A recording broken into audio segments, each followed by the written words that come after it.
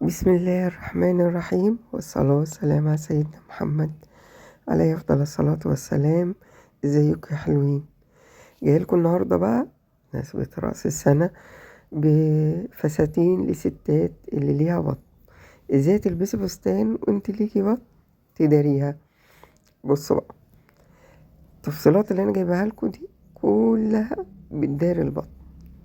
بصوا التفصيلة نفسها يعني هي مكلمة نفسها عن نفسها يعني.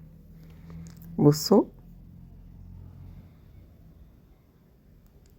مش لازم ان انت تعملي تفصيلة مجسمة على جسمك هتظهر بطنك، لكن التفصيلات اللي انا جايبها لكم دي شفتوا واسعة وحلوة ازاي، مدارية البطن خالص ومدارية الأرداف وكل حاجة.